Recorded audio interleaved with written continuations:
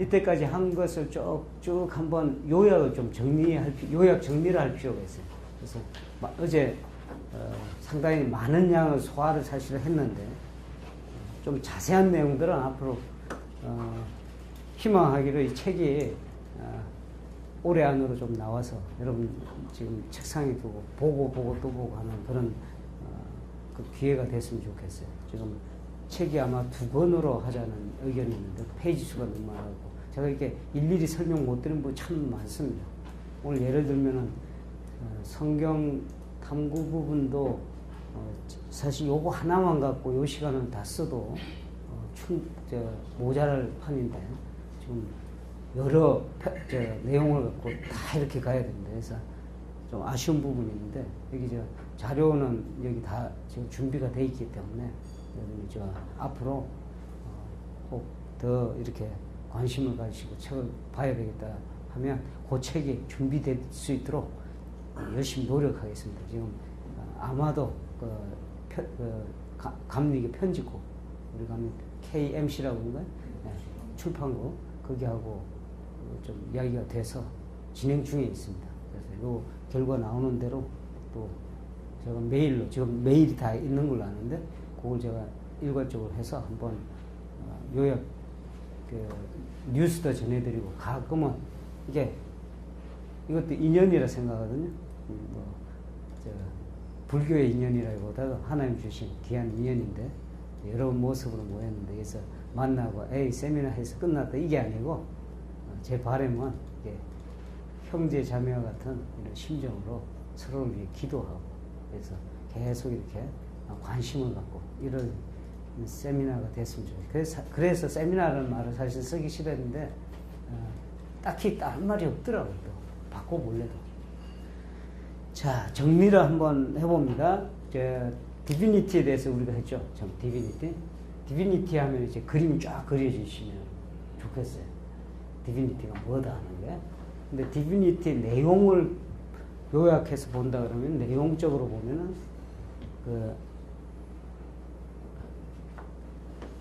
구원의 순서라고 그러죠. 구원의 순서.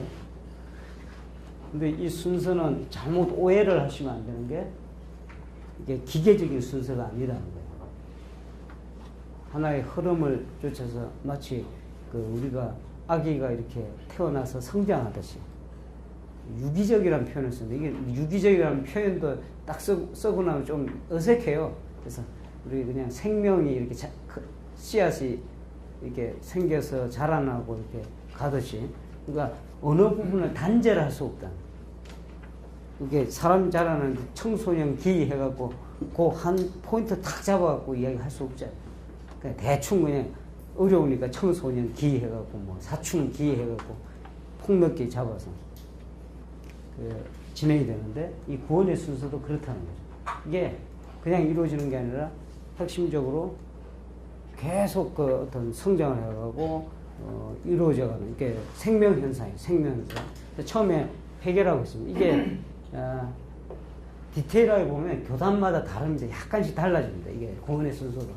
그러나 그 내용은 조금씩 달라지는 거는 개의치 마시고 골격은 이렇게 간다는 거예요. 회개에서 뭐가 있었죠? 신이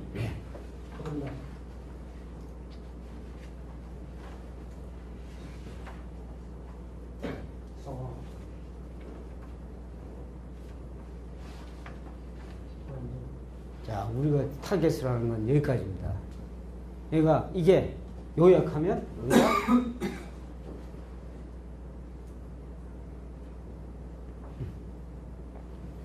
제가 어느 교회에 설교를 요청을 받고 설교 제목을 하늘 가는 길 했더니 그 목사님 처음 반응이 뭐였냐면 재밌어요. 이거 장례식 때나 하는 건데 이러더라고요. 찬송가도 있잖아요. 하늘 가는 밝은 길. 그죠? 그래서 그거를 찬송가를 선택해서 부탁을 드렸더니 갸우뚱하시더라고요. 근데 이제 설교를 들으시고는 좀 이게 생각을 약간 바꾸셔서 반응이 달라지더라고요. 그래서 존 웨슬리가 이걸 위해서 평생을 살았다. 뭐뭐에 어쨌든 간에 이 타겟을 위해서 평생을 살았다. 아마 본인한테 이게 존 웨슬리가 이 하늘 가는 걸 스스로 이렇게 살지 않았다면 이 목회가 불가능했을 겁니다. 근데 스스로 이 길을 살고 사는 과정에서 사람들을 도왔을 뿐이다. 나는 이렇게 생각해요. 그분의 목회는. 뭐, 목회를 하려고 해서 무슨 전략을 짜고, 목회 세미나를 하고, 어떻게 뭐 플랜을 짜고 이게 아니라, 내 마음속에서 하늘 가는 길을 추구하다 보니까, 좀 더 알 수 있잖아요. 그러다 보니까 주변을 돌아보니 사람들이 어려워하고, 같이 이렇게 복두두고, 같이 가는 겁니다. 이게 교회가 되고, 이게 모임이 된다. 그래서 요 전체 과정이 이제는 명확하게 이해를 하는 그 기회들을 가지시면 참 좋겠다는 생각이에요. 그 존 웨슬리는 이 회계 문제, 이거 회계 이전에 회계를 다루려면은 이 문제가 다뤄져야죠. 원죄. 당연히 다뤄져야죠. 원죄 문제라든지, 그 다음에 하나님 형상의 문제라든지, 이 부분에 대해서 아주 깊이 있게 설교, 하나님의 형상이라 설교도 있어요. 그래서 깊이 있게 다룬답니다. 그냥 넘어가지 않고. 우리는 그냥, 이렇게 해서 머릿속에 자칫 잘못하면, 회계, 증인 뭐 해서 이렇게 다 아는 것 같은데, 실제로 그러지 않는다는 거예요. 목회의 기본 플랜은 여기서 나와요. 여기서. 여기에 대한 명확한 이해. 회계가 무엇이고. 그래서 이거에 시간을 많이 쓰셔야 된다 생각해요. 그러면은 설교에 걱정이 없어요. 그렇게 생각합니다. 이거 방편이란 말 많이 쓰죠, 이게. 불교 용어 같기도 하고, 방편. 고수일수록 말입니다. 자, 여기 원주에서 오신 분 있어요, 원주. 자, 원주다, 여기, 원주. 인천에서 오신 분 맞죠? 또, 혹시 남쪽에서 뭐 오신 분 있어요? 여기가 서울이라고 치면, 서울 이렇게 되나? 이 정도 되겠죠. 대전에서 왔다 칩시다.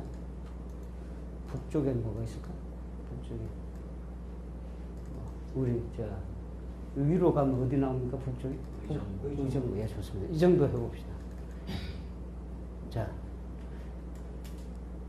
여기 서울입니다, 서울. 자, 묻습니다.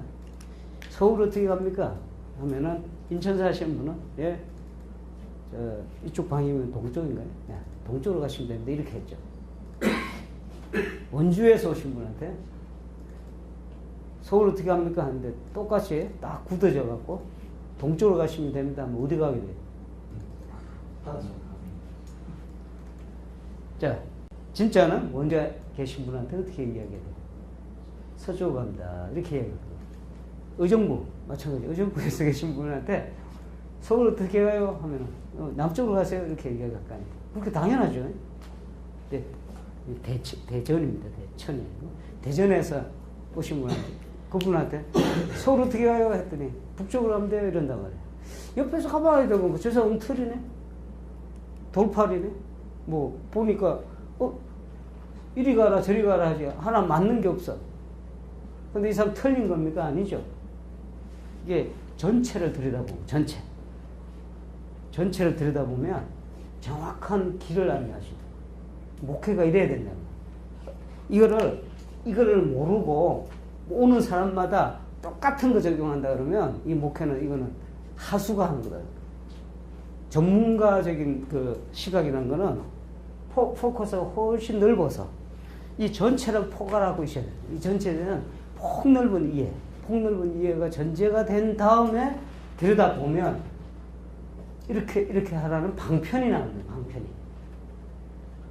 근데 이걸 이해를 못하면 방편이 안 나옵니다.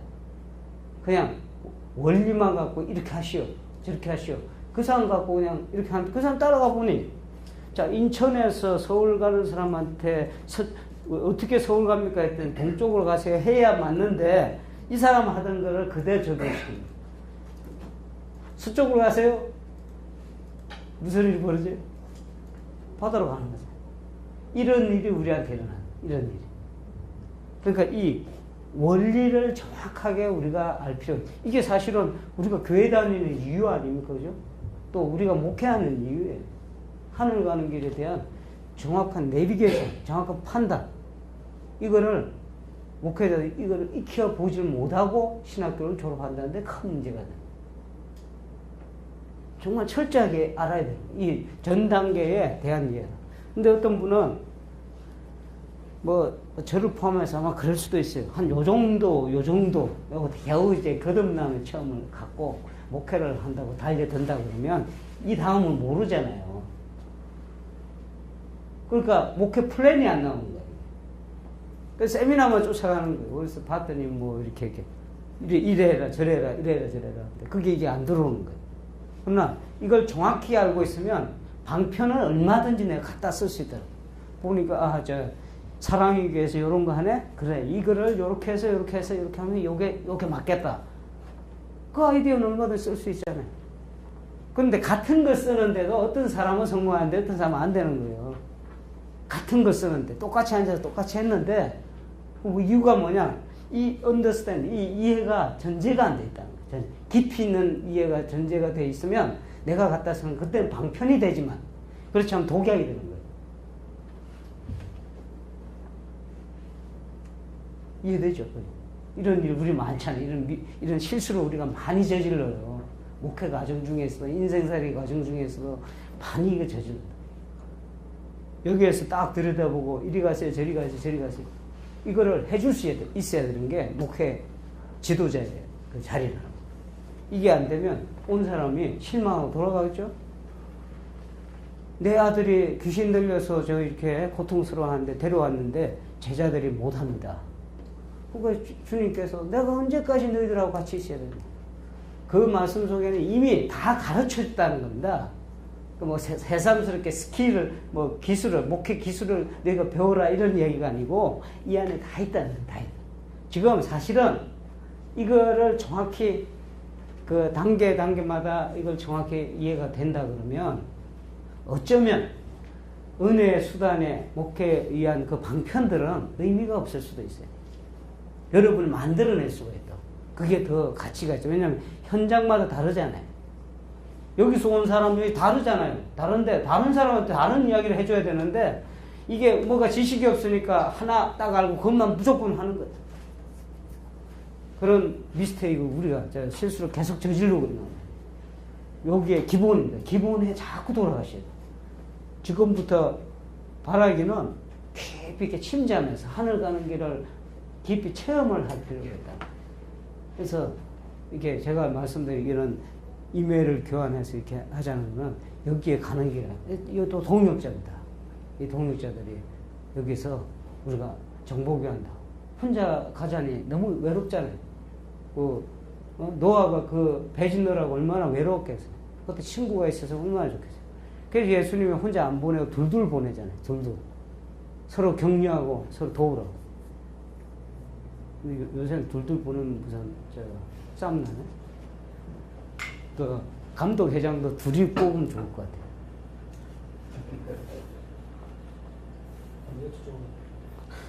그래요? 부족해? 한 10명. 아니 뭐 그렇게 많이 원하면 한 10명 하시라고 그러지 뭐. 그럼 얼마나 좋겠어요. 그죠? 아니 런던 디스트릭 최 우리는 영국에서는 그게 없어요. 감독이라는 게 없다고 그랬죠. 이 최어들이 최. 그 연회장이라고 하죠. 회장. 그 연회를 이끌어가는 회장들이 있는데 최였어요. 런던만 해도 세 사람 공동을 합니다. 역할 분담을 해갖고 얼마나 잘하는지 몰라. 셋이서 이렇게 부족한 거 커버해주고 제일 잘 커버해주는 거 어디 한 사람 휴가 가면 두 사람 커버해주고 그거 얼마나 편해. 내가 가는데 내 자리 이놈들이 어떻게 이런 생각을 할 수가 없게 시스템이 되어 있다니까. 그냥 안타까운 부분이에요. 그죠? 이게 우리가 쓸데없는 에너지를 쓸데없는 데 쓰니까 이 기본에 충실하지 않으니까 교인들이 오겠어요? 한번 입장 바꿔놓고 우리가 생각할 필요가 있다. 왔는데 어떤 병원에 갔는데 어디가 아파서 갔는데 돌팔이다 생각이 되면 안 가잖아요. 가겠어요? 가는 거 바보지? 근데 우리가 이거 심각하게 생각해야 된다. 이게 제대로 돌아가고 있다면 이 이해가 제대로 진단이 이루어지고 하늘 가는 길에 이 하늘 간다고 하는 것 나중에 이게 존 웨슬리 44편에 정확하게 분석이 돼 있어요. 정확하게. 이 하늘 간다는 하늘이라는 의미 자체부터 시작해갖고 뭐 하늘 간다 이게 지난번에 우리 도창교에서 이틀간 44편을 요약한 거를 갖고 집회를 한번 했었어요. 요 내용들은. 근데 이게 그렇게 중요해지는 거예요. 이제. 이게 왜 그렇게 중요하냐면 존 웨슬리는 여기에 대한 해박한 그림을 갖고 있다. 아주 정확한 그림을 갖고 있어요. 그러니까 얼마든지 도울 수 있는 거, 얼마든지 누가 오든지 간에 그 기도의 파워가 있고 정확하게 진단을 하니까 되게 칭의가 뭐다, 칭의가 일어나면 우리 삶에 어떤 현상이 일어나는가를 알아야 될 거 아니에요. 거듭났어요? 거듭났구나?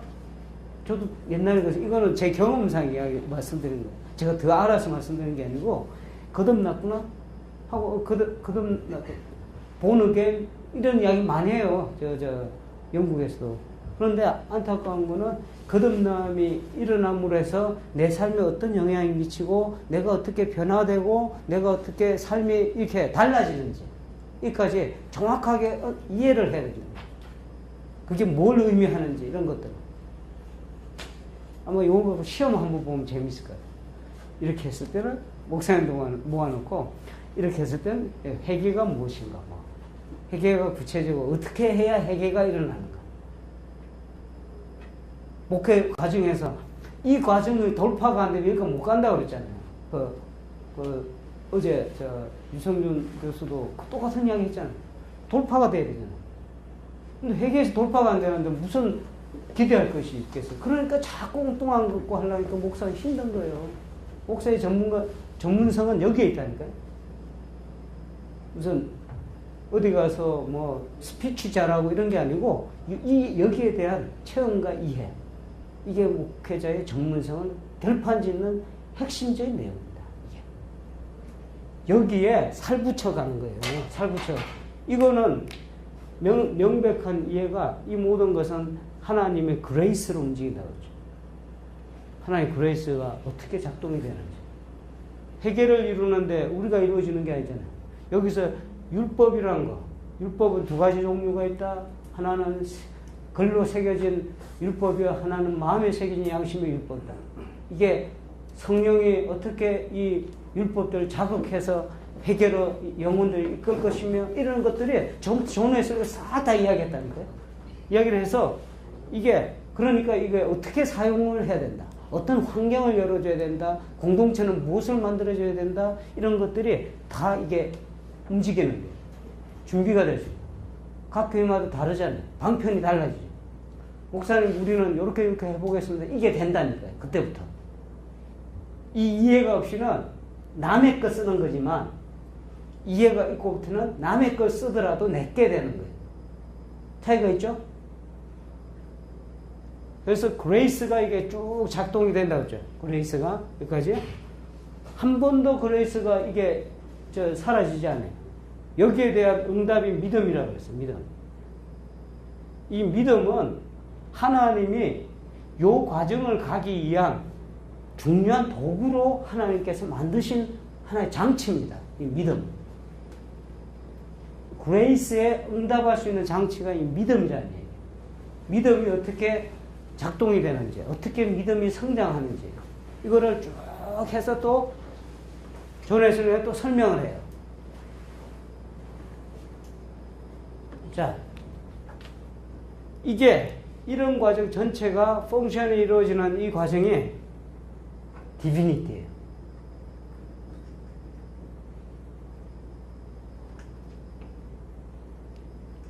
이것만 있으면 목회 되겠죠. 그죠? 만들 수 있잖아요. 교회마다 멋진 게 나온다니까.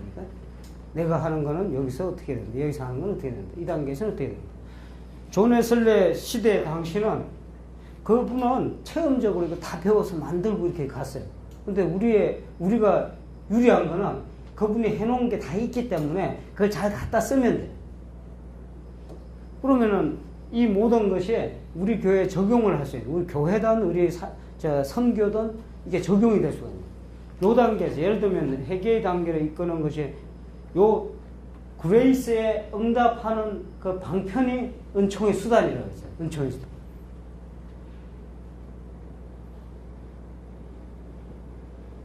다른 말로 말씀드리면 은총의 수단은 바로 믿음을 성장케 하는 수단들입니다. 똑같은 이야기예요. 이제 뭐 말만 달라질 뿐이죠.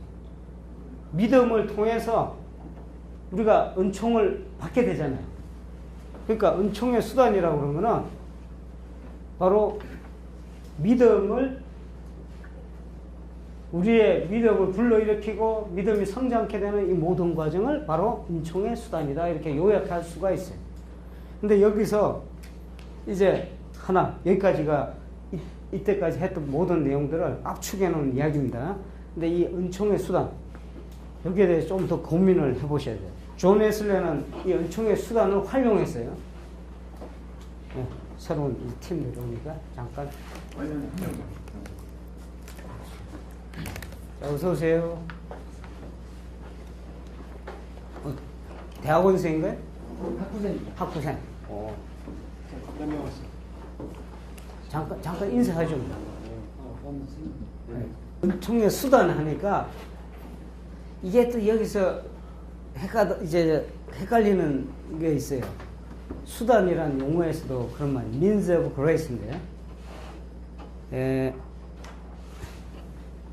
이 은총의 수단을 존 웨슬레는 두 가지 면에서 대단히 우리한테 경고를 합니다. 하나는 과용도 하지 말 것이며, 또 하나는 무시도 하지 마라. 과용을 했을 때 문제와 무시했을 때 문제가 나타난다. 이 목회에서 우리가 은총의 수단들, 어저께 은총의 수단이 뭐다 하는 걸 했죠. 그것도 잠깐 요약해 볼까요? 그거 하고 넘어갑시다. 어차피 요약하는 거 뭐 한 번 더 하죠.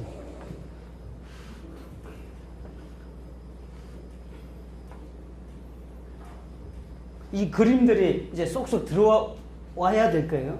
그래서 이게 어떻게 목회에서 내가 목회 현장에서 이거를 잘 이렇게 만들어서 이렇게 할 것인가. 은총의 수단들 쭉 그 연도별로 제가 말씀드렸죠. 쭉 이렇게 연도별로 발전 과정을 하는데 다른 거 다 잊어버리셔야 되는데 맨 마지막 거, 원을 활용한 거. 이게 완성된 존 웨슬레의 은총의 수단에 대한 이해입니다. 그리고 그냥 그거를 은총의 수단은 나열한 정도가 아니고 어떻게 이게 작동을 해서 목회 가운데서 이렇게 파고드는지 그거를 만들어 놓은 것이 이 도표입니다. 원이 몇 개 있었죠? 5개. 예. 맨 안쪽에 사랑이라고 했어요. 사랑. 하나님을 사랑하고 이웃을 사랑하라. 이게 완전의 상태입니다. 완전의 상태. 그리고 그리스도의 마음을 품어라. 똑같은 말에 성령의 12가지, 아니죠. 9가지, 열매들. 그게 맺어진 상태. 그게 그리스도의 마음이라고 했어요. 그 다음에 또 바깥으로는 뭐가 있었죠? 자비의 상. 이게 상당히 신기하지 않아요? 자비의 상. 우리가 자비의 삶을 또 혹은 이렇게 구제라고 보시면 돼요. 남을 돕는 거, 사랑하는 거. 자비의 삶이 the works of mercy입니다. mercy. 이 자비의 삶이 상당히 안쪽에 들어와 있어요. 우리가 일반적으로 생각하기에 경건의 삶이 더 안쪽에 와 있어야 될 것 같은데. 자비의 삶이 안쪽에 와 있어요. 네. 요 바깥이 뭐라고요? 경건의 삶이라고 했어요. 경건의 삶 중에 뭐 들어가겠어요? 우리가 생각하는 기도, 성경 탐구, 성경 공부가 아닙니다. 성경 탐구, 그 다음에 성만찬, 금식, 예배 참여하는 거, 뭐 이런 것들이 경건의 삶. 우리가 일반적으로 교회에서 하는 그런 행위들을, 신앙생활의 행위들을 경건의 삶으로 포함을 시킬 수가 있어요. 맨 마지막 뭐겠죠? 교회라고 그랬어요. 자, 이런 것들이 이상하죠? 교회가 은총의 수단이라고 하는 거예요. 교회가 절대적인 어떤 공간이 아니라는 거예요. 은총의 수단으로 이해를 해야 되는 거예요. 존 웨슬레에 있어서 교회는 무슨 절대적으로 교회가 교황처럼 뭐가 있고 그 체제가 거기서 막 축복을 베풀고 이런 수단이 아니고 교회는 바로 은총의 수단 중에 하나의 가장 외곽에서 폭넓게 둘러싸고 있는 가장 중요한 공간입니다. 여기가 이걸 다룬다면 은총의 수단을 어디에 쓰라는 걸 다룬다면 이 안에 것은 이 두 가지 있죠. 경건의 삶과 자비의 삶 이거는 무엇을이라고 생각하시면 돼요. 이게 은총의 수단에 대한 얘기입니다. 은총의 수단. 교회를 다른 말로 바꾸고 더 쉬운 말로 바꾸면 뭐 없을까요? 공동체입니다. 공동체. 조금 이따가 이 교회에 대한 이야기를 좀 깊이 해 들어가야 됩니다. 우리가 존 웨슬리가 이해하는 교회가 뭔지. 자, 요거를 하나하나 조금 이따가 들어가야 되는데 이게 방법론이에요. 존 웨슬리 목회 방법론이 여기에서 다 추출이 돼 나왔다고. 아까 말씀드렸죠? 기본은 디비니티의 흐름을 쫙 깔고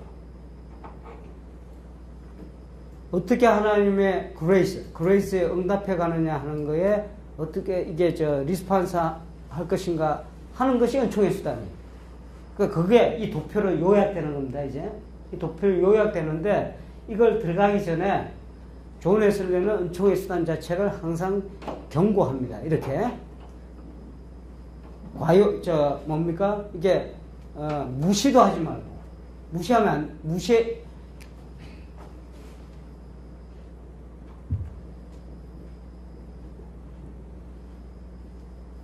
이 두 가지가 은총의 수단을 대하는데 가장 큰 장애물들입니다. 하나는 과신이고 하나는 무시예요. 과신은 어떤 경우냐? 지금 하고 있는 것이 이걸 통해서만이 하나님의 은총을 우리가 나가진다.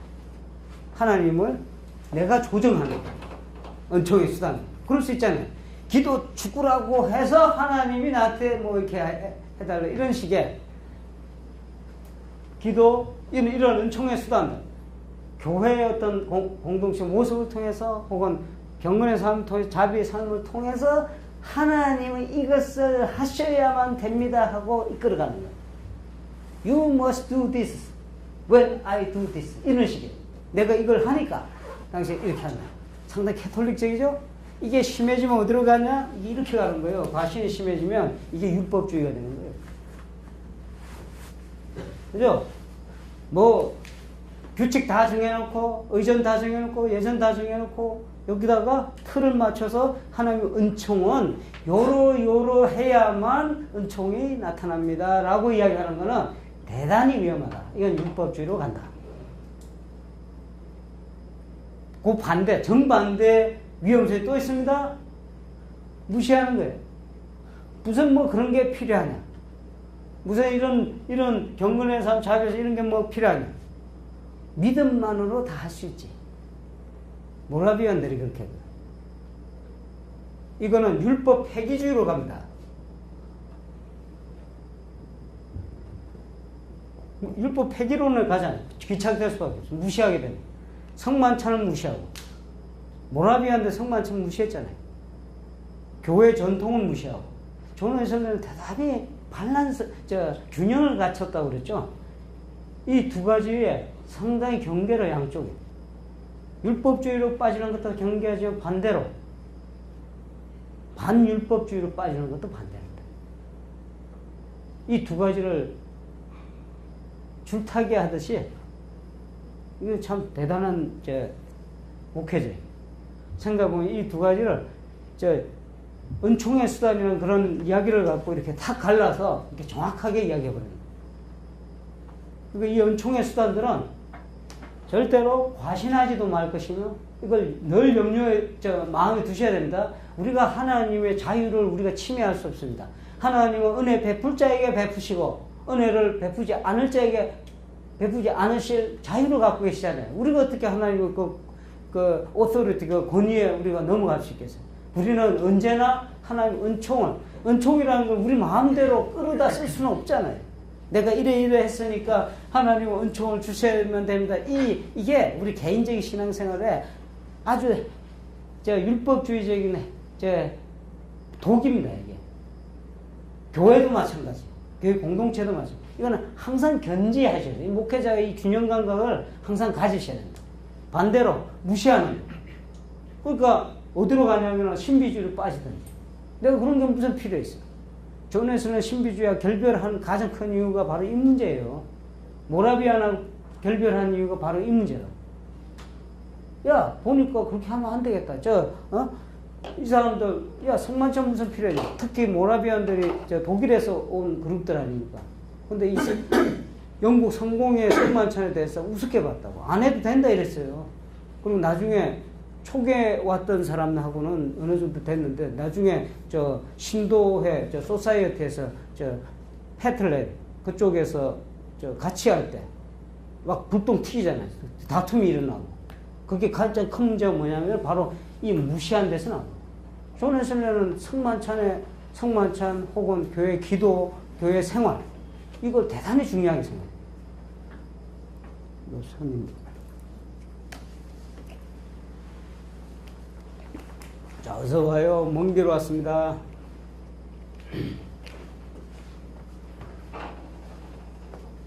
하나 안쪽으로 좀 앉으실래? 괜찮아? 뒤에 이게.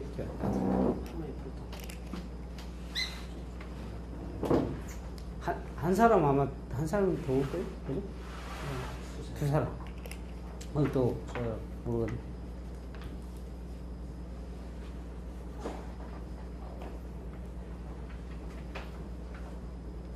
좀 더운데, 나만 덥나? 문이 열려서 그런가? 자꾸. 예. 어디까지 했지? 예, 과신과 무시. 이거, 은총의 수단에서 이건 대단히 독약입니다. 독약 드시지 마세요. 항상 이거 유의하고 조심해야 됩니다. 하나님 앞에 과신하지 않는다는 의미는 하나님 은총 앞에 항상 엎드리는 자세가 될 수밖에 없고, 무시하지 않는다는 것은 역시 똑같은 얘기야. 하나님 은총 앞에 또 엎드릴 수밖에 없는 그런 것을 명확하게 보여주는 거예요. 그 교회 전통을 우리가 존 웨슬리 그걸 말할 때 사변형 그걸 이야기했잖아요. 사변형 이제 잊어버리시고 한 3변형으로 봅시다. 그 밑에 베이직한 거는 아주 펀더멘털 깔려있는 건 뭐라고 그랬어요? 성경이라고 했죠. 성경의 프리즘으로 보라고 그랬어요. 프리즘으로. 그래서 성경이 이 안에 있고, 그죠? 성경 말씀. 자, 이 한 면이 이렇게 있는데, 여기 보면 전통이라는 면이 있겠죠. 전통. 이 전통은 그냥 전통이 아니고, 교회가 지녀왔던 의존적 전통이든, 교회가 어떤 신앙적 전통이든, 어떻게 보면 경건의 삶 전체를 포괄하는 내용들이에요. 이게 여기하고 관련이 있어요. 그 이야기가 전통이라 말하는 그 전통이 이 은총의 수단하고 관련이 있는 것들이에요. 또 한 부분이 뭐 이성이 나오죠. 나중에 이것도 이야기할 겁니다. 그 다음에 또 하나가 뭐죠? 체험이나 체험. 이런 걸 말할 때도 똑같은 각도에서 이야기해요. 이게 무시, 과신과 무시, 이 밸런스를, 줄타기를 언제나 하고 있다고, 언제나. 근데 여하간, 요거를 또 이 그림을 기억을 하셔야 돼요. 이게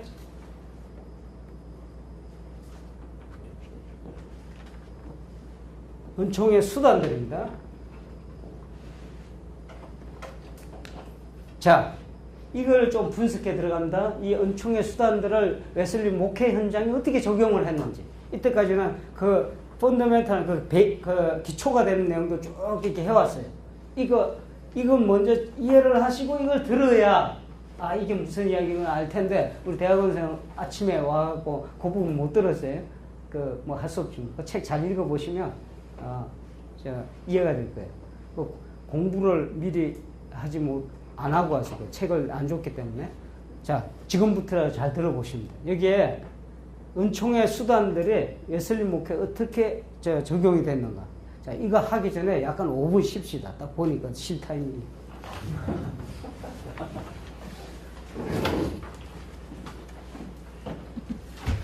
그래야 목회 구조가 또 달라지니까요. 아까 말씀드렸죠?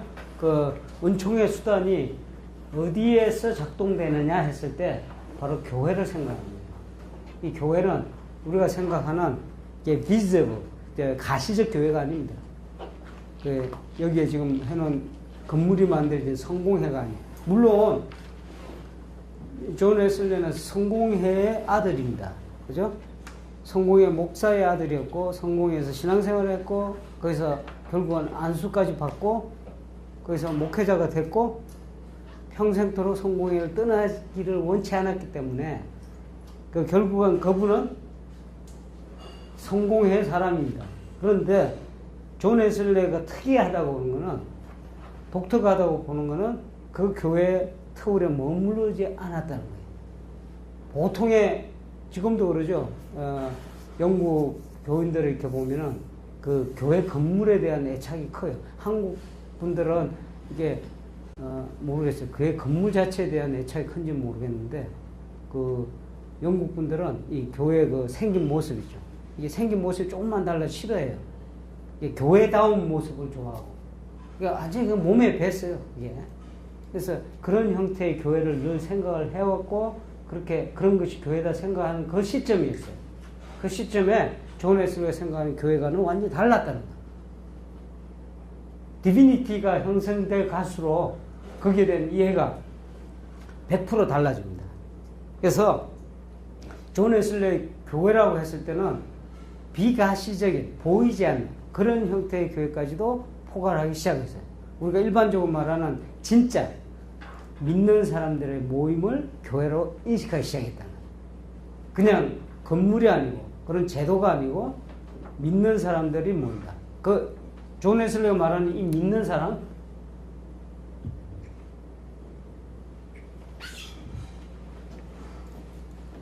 그냥 교회 등록한 사람이 아니에요. 이 믿는 사람이라고 그러는 거는 구체적으로 말하면 존 웨슬리의 의법에 따르면 의인이라고 그러고, 의인. 또 존 웨슬리는 때때로 이 믿는 사람을 거듭난 사람이다 라고도 이야기하고, 사실은 의인과 거듭난 사람이 이게 동의어입니다. 존 웨슬리에 있어서는 이렇게 설교 44편을 쫙 이렇게 리딩해 가시면 이 언어에 대한, 이 용어에 대한 것이 이해가 금방금방 생겨요. 그래서 이런 거하고 다 동일한 용어들입니다. 믿는 사람이라. 이런 사람들이 모여서 있는 모임을 교회로 인식하기 시작했다. 그전에는, 이게 쉬울 것 같은데, 그게 쉬운 게 아니잖아요. 지금도 우리도 지금 살지만, 교회 하면은, 예를 들면 무슨, 은강교회 하면 교회 모습을 생각해도, 교회에 출석한다면 그 교회에 들어가는 걸 말하는 거고, 교회 멤버가 되는 걸 말하고, 이렇게 이야기를 하는데, 이 사람이 생각하는 교회관은 완전히 달랐다는 거예요. 이 구조 하에서 은총의 수단, 그러니까 교회가 별도로 있는 것이 아니고, 딱 떨어져서 별도로 있는 것이 아니고, 은총의 수단 중에 하나로 인식했다는 게 너무나 중요해요. 하나님의 은총을 수용하는 그런 장소다 하는 거예요.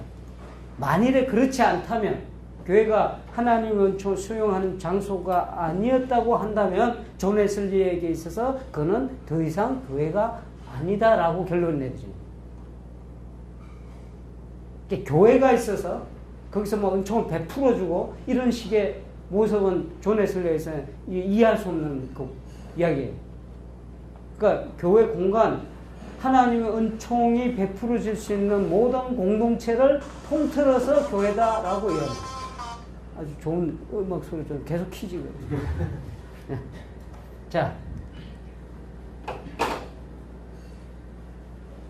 교회 공동체가 어떤 의미를 가는지 이제 다시 한번 정리합니다. 존 웨슬리에서 뭐 이렇게 건물이나 보이는 이런 의식이 있고 이런 것이 아니고, 하나님의 은총이 수용될 수 있고, 이게 거기 통해서 공동체, 믿는 사람들의 공동체를 통해서 수용될 수 있는 바로 그 공동체를 교회다 이렇게 봤다고 그랬어요. 그러면은 존 웨슬리의 그 은혜의 수단으로서의 교회는, 은혜의 수단을 받아들인 공동체로서의 교회는 다양한 형태를 띠게 됩니다. 그죠? 그런데 이 다양하다는 게 뭐가 있고, 요만한 그룹이 있고, 요만한 그룹이 있고, 막 만드는 게 아니에요. 막 만들어내는 것이 아니고, 전략적이고 조직적으로 만들어냈다는 거예요. 제일 처음에 이 공동체에 대한 관심을 갖고 스타트한 게 뭐냐면, 이게 소사이어티입니다.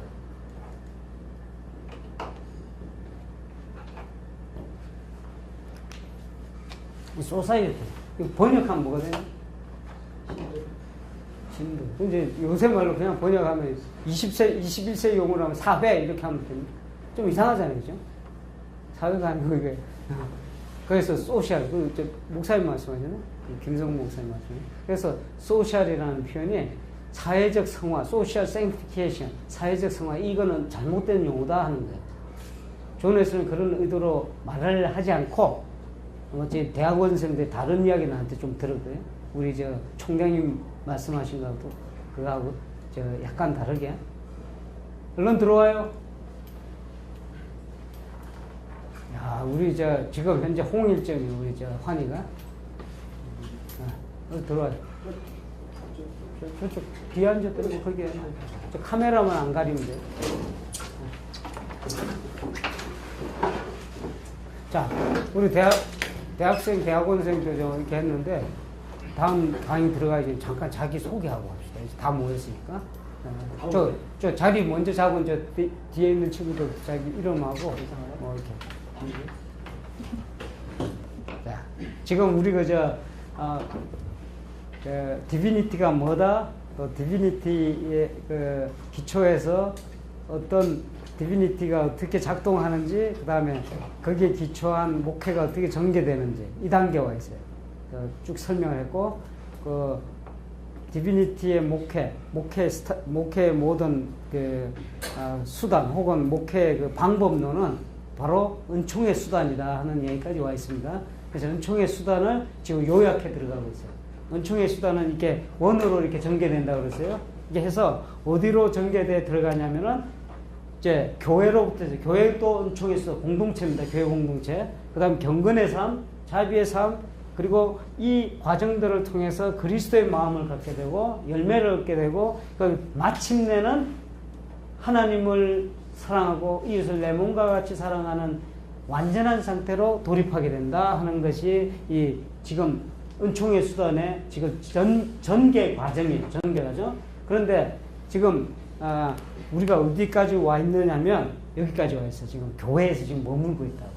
지금 하다가 지금 중계하고 있는데, 자, 다시 집중한다. 교회 공동체는, 존 웨슬리의 교회 공동체는 은총의 수단으로서의 공동체였다. 이런 걸 염두에 두셔야 돼요. 별도로 떨어진 하나의 별도의 기관이 아니고, 하나님 계시고, 이렇게 따로 있는, 교회가 따로 있는, 교회론, 이렇게 해서, 교회론을 따로 분석하고 할 수 있는 그런 대상이 아니고, 철저하게 은총의 수단 안에서, 이런 구조 안에서 움직이고 있다. 이거였어요. 그러다 보니까, 교회라고 했을 때 건물이 아니고, 믿는 자들의 모임이다. 그 믿는 자는 의인이다 하는 이야기가 있어요. 우리가 생각하는 일반적으로 그냥 믿는 자, 교회 출석하는 자가 아니고 정말로 예수 그리스도를 나의 구주로 받아들이고 신앙을 고백하고 거듭난 상태에서 의인의 체험을 하는 그런 사람들의 모임을 바로 교회라고 했어요. 근데 이 교회 공동체에 어떻게 하면은 이 공동체를 통해서 하나님의 은총을 받아들이는가에 초점되어 있어야겠죠. 교회라는 거는, 교회의 존재 이유는 하나님의 은총을 우리가 어떻게 하면 하나님의 은총을 접할 수 있는가 하는 것이 교회의 존재 이유가 되는 거예요. 이제 명확해졌죠? 거기에 따라서 다양하게 전개된다 했어요. 그런데 이 다양하게 전개되는 공동체들은 모두 이렇게 다양하게 전개되어가고 있는 공동체들은 이렇게 분리된 것이 아니고 그냥 아무렇게나 다양한 것이 아니고 뭔가가 오더가 있습니다. 인 오더. 어떤 질서가 잡혀 있고 뭔가 계획이 잡혀 있어요. 그 계획은 바로 디비니티의 흐름에 따라서 움직이고 있다 하는 것을 염두에 두셔야 돼요. 그게 어떻게 가는지 보셔야 참 대단한 사람이에요. 존 웨슬리. 우리 멋진 선배인데, 감신 공부를 하는데 감신 선배로 두지 말고 여기 선배를 둬요. 존 웨슬리 진짜 우리 선배입니다. 생각을 해보세요. 자, 어떻게 전개되는 소사이어티를 말씀드렸어요. 첫 그 공동체가 소사이어티 형성될 때 그냥 된 게 아니고 어느 날 1739년도 어느 날 존 웨슬리가 있는데 8명 내지 9명의 사람들이 찾아옵니다. 찾아와서 그 존 웨슬리가 옥외 집회 다니기 시작하고 사람들 만나기 시작하고 복음을 전하기 시작하니까 무슨 일이 일어나냐면은 사람들이 회개의 복음을 들었어요. 회개의 복음. 그러다 보니까 이게 괴로운 거예요. 내가 어떻게 하여야 구원을 얻겠습니까? 하는 그런 질문이 생기기 시작했다. 질문이 생기니까 존 웨슬리를 찾아오셔요. 그 전에 집회가 있다고 그랬죠. 존 웨슬리에게 보는 거는 집회도 교회입니다. 옥외 집회도 교회의 현장이 있어요. 이게 건물로 이렇게 막아놓은 것이 아니라 어디서든지 존 웨슬리를 만나는 사람마다 복음을 전했고 그 모든 것이 교회의 현장입니다. 이거 대단히 중요한 이야기예요. 지금 the world is my parish라고 하는 이 의미가 우리가 해외로 선교사 보내자 이런 이야기가 아니라 그랬어요. 모든 현장, 모든 삶의 현장 사람들이 있는 곳이라면, 영혼이 있는 곳이라면 바로 교회 현장이 됩니다. 우주적인 교회입니다. Universal Church. 우주적인 교회를 존 웨슬리는 그리고 있다는 거예요. 그때 당시에 교회라고 그러면 앵글리칸 교회밖에 없었는데 사람들의 마음속에는 이걸 깨트리고 그걸 봤다는 것은 참으로 하나님의 은혜가 아니고서 이건 불가능합니다. 근데 존 웨슬리는 그걸 마음에 담았어요. 아하, 이게 정말로 교회구나. 그래서 가는 곳마다 복음을 전하는데 첫 번째 교회 모습은 사실은 소사이어티 이전에 뭐를 했느냐면 옥외 집회들이에요. 그 집회들 있죠. 여기에서 집중적으로 뭘 선포를 하냐면 회개의 복음을 전한다. 하나님의 진노를 선포했고 우리가 이게 설교도 이제 디자인이 될 수가 있어요. 이렇게 보면 교회에서 개교회에서 이루어지는 설교가 그냥 이번 주는 뭐 하지? 저도 그랬으니까 이번 주는 뭐 하지? 설교 제목 이거 해야 되는데 주일날 아침까지 설교 준비가 안 돼갖고 고민하다가 이게 해야 돼 이렇게 하는 경우도 많죠. 근데 존 웨슬리는 그렇게 하질 않는다는 거예요. 어느 공간에서 무엇을 전해야 될지 명확하게 알고 있었다는 거예요. 그게 어디서 나오냐? 이 디비니티 흐름을 명확하게 깨뚫고 있다는 거예요. 그러니까 공동 집회 이런 집회에서 무슨 축복받아 이런 이야기보다는 철저하게 회개 복음을 던집니다. 회개 복음. 사람들 초빙을 하는 거예요. 사람들이 여기서 거꾸러지기도 하고 눈물 흘리기도 하고 이런 사람들이 이제 흘러 들어오겠죠. 그런 사람들을 위해서 아까 말씀드린 8 내지 9명 최초에 와갖고 어떻게 하여야 구원을 얻겠습니까? 하는 사람들을 액셉트한 것이 소사이어티. 소사이어티는 간단합니다. 했던 게. 3가지 원리밖에 없었어요. 신도회라고 번역을 하는데, 신도회, 그냥 신도들의 모임, 뭐 괜찮겠죠. 그 신도에 대한 설명을 쭉 하는데, 연합신도의 규칙, 그 유명한 연합신도의 규칙을 만들게 되는데, 웨슬리가 이렇게 이야기해요. 왜 신도회가 필요합니까? 라고 하는 질문에 이렇게 이야기합니다. 경건의 모양만을 가지는 것이 아니고 능력을 추구하기 위한 것이다. 이렇게 얘기해요. 이게 신도의 목적이에요. 사람들이 교회에 많은 사람들이 있었거든요. 그때 교회 참여하고 성찬식 참여하고 버릇처럼 참여하고 그런데 그게 아니고 그런 것을 보면서 이런 모양만 있는 것이 아니라 능력을 추구해야 된다는 것이 확고한 존 웨슬리의 생각이었어요. 그래서 능력을 추구하기 위한 사람들의 모임이다. 이렇게 이야기합니다. 그래서 3가지 중요한 걸 이야기합니다. 3가지. 첫 번째, 기도하기 위해서. 신도의 원칙이에요. 기도하기 위해서. 2번째, 하나님의 권고의 말씀을 듣기 위해서. 3번째, 사랑 안에서 서로 돌보기 위해서. 심플한 그 모양이에요. 그 이상의 레귤레이션이 없어요. 첫 번째, 뭐였어요? 기도하기 위해서. 함께 기도하기 위해서. 그 다음에 권고의 말씀을 받기 위해서. 그 다음에 사랑 안에서 서로 돌보기 위해서. 신도의 회원이 되는 조건 간단했어요. 딱 이게 참 재밌는 말이에요. 오직 한 가지 조건만 있다. 존 웨슬리가 하는 말이에요. 오직 한 가지 조건만 있다. 다가올 진노를 피하고 그들의 죄로부터 구원하고자 갈망하는 사람들이다. 레귤레이션이 없어요. 누구든지 올 수 있는데 하나님 진노의 두려움을 피해서 구원받기 원하는 사람이면 누구나 들어와라. 이게 신도예요.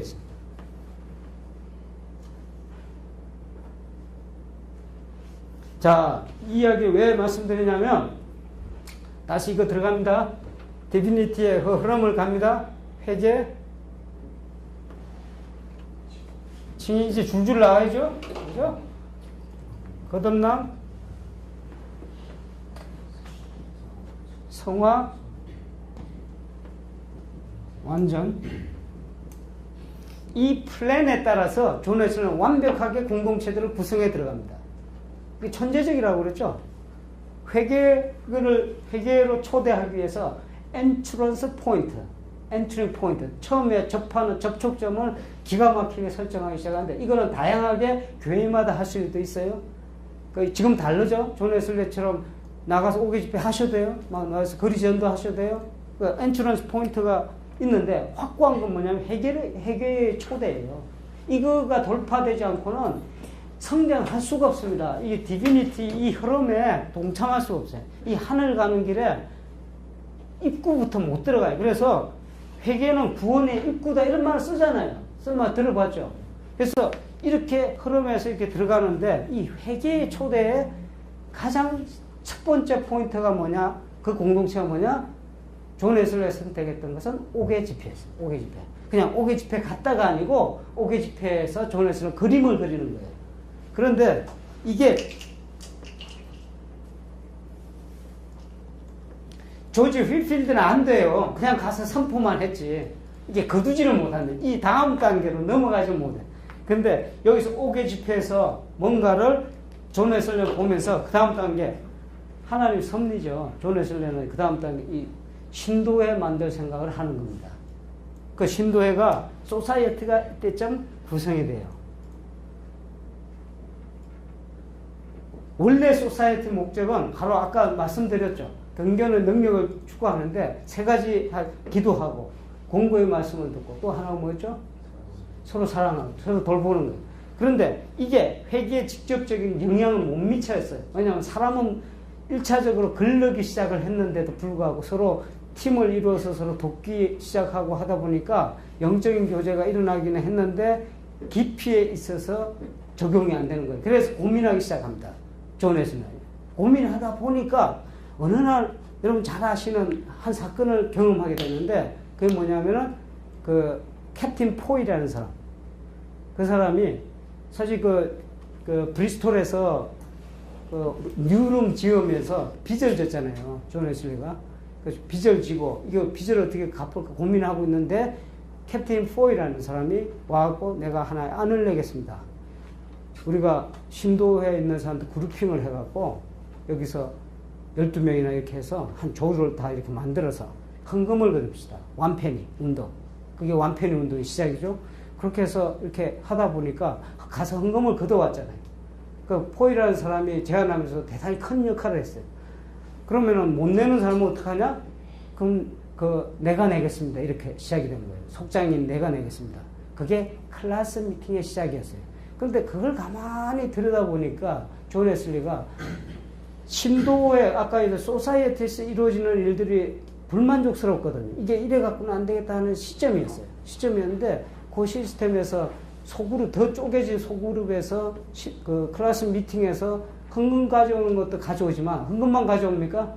와갖고 리더가 하는 말에 저희 웨슬리 목사님 이렇게 저 보니까 어떤 사람이 이렇게 코가 어떻고 이 사람 머리 깨져서 어떻고 부부 싸움에서 어떻고 이거 다 이렇게 보고를 한단 말이에요. 들어보니까 야 이게 이렇게 가야 되겠구나 해서 결론을 내린 게 클래스 미팅에 일대 전환이 이루어지는 거예요. 그게 어떤 포인트를 두냐면은 회계에서 칭의로 이룰 수 있는 하나의 안내적인 역할을 하는 공동체. 디비니티에서 움직이죠?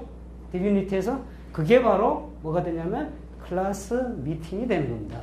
그게 조직이 무조건 클래스 미팅 만들려고 생각하지 마시고 적절하게 보셔야 돼요. 적절하게. 어느 포인트에서 어떤 사람이 어떤 영적 요구를 갖고 있는지. 그걸 하려면 뭐부터 해야 된다고요? 디비니티에 대한 철저한 이해가 있어야 된다고 그랬잖아요. 이거 없이는 동쪽에서 원주 사는 분 보고 서울 어디로 가야 됩니까 하는데 자꾸 동쪽으로 더 가라 이렇게 하는 미스테이크를 하게 된다고. 모르니까 내가. 그러니까 여기에 대한 이 흐름에 대한 명확한 이해를 갖고 있으면 적절한 대답을 내려줄 수 있다고. 적절한 대답이 공동체 형성에서도 마찬가지예요. 그거 모르고 그냥 셀 목회니 무슨 목회니 밴드 목회니 이거 쫓아다니다 보면 아무것도 건지지 못한다고. 그게 뭐하고 똑같으냐면 원주 사는 사람 보고 저기 동쪽으로 가라, 서울 가려면 동쪽으로 가라 하는 얘기. 그전에는 인천 사는 사람 보고 동쪽으로 가라 그랬거든. 그러니까 그걸 그대로 적용해서 원주 사는 사람 목사님 보고 목사님이 저한테 서울 어떻게 갑니까 물었는데 동쪽으로 가면 돼요. 왜냐하면 예전에 동쪽에서 동쪽 가는 게 됐으니까. 그러니까 맞지도 않는 옷을 입힌단 말이에요. 그러니까 교회 돌아가는 시스템에서 그 교인들의 신앙 성장이 일어나질 않아요. 안 맞는 음식을 주는데 어떻게 되느냐. 개개인마다 다르겠죠? 근데 존 웨슬리는 정확한 클래스 미팅 포인트에서 이걸 만들 단계에서는 이게 필요한 이유를 알았다. 사이즈도 결정을 했고. 그 여기에 핵심적인 내용은 뭐냐면은 회개에서 칭의의 은혜를 경험할 수 있도록 끊임없이 자극하는 거예요. 그래서 직고가 나오는 겁니다. accountability.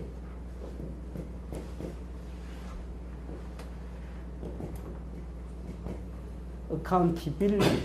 왜 이렇게 많아? account라는 건 뭔지 아세요? account. accountants 이러면 뭐죠? 회계하는 거예요. 회계. 이 회계가 아니고,